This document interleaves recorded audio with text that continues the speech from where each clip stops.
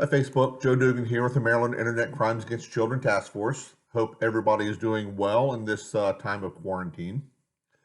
One of the consequences of the rise of the internet has been an explosion in the illicit trade of child sexual abuse images and videos. While child pornography remains the legal term, the National Center for Missing Exploited Children has begun using the term child sexual abuse materials, or CSAM, which more accurately describes some of the content. These are images that sexual predators create during the assault of a child, not necessarily images that our children self-create, such as, when a 15-year-old boy decides to take an image of himself and send it to the girl he likes. That's a whole nother issue. The United States is one of the largest producers and consumers of child abuse content in the world. Over 25 million images are viewed by NCMEC annually. That's over 480,000 images a week.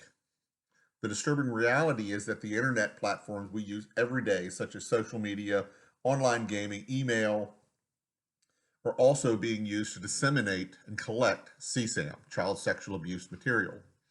It can be found virtually on any online realm. The subject matter is also one of the most violent, horrific forms of child abuse possible.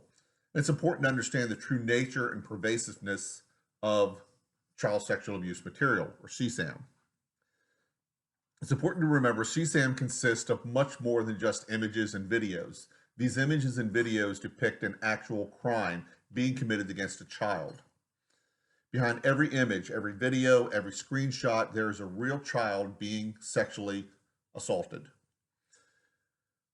The ultimate goal of a viewer and collector of CSAM is sexual contact with a child.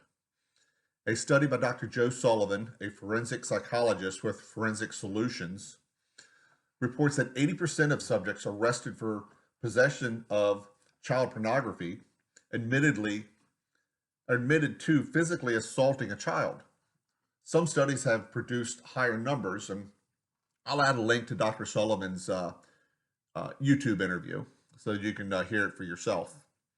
Child sexual abuse material survivors are impacted differently by the distribution of their images as opposed to their hands-on abuse.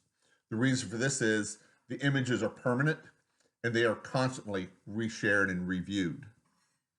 It's important, if you come across one of these images, you think it may be an illegal images, report it to NCMEC. You could be saving the life of a child. You could certainly be saving them from a life of child abuse. Again, I will attach in the comments to this the link to the cyber tip line at NCMEC. Again, I'm Joe Dugan, Maryland Internet Crimes Against Children. See ya.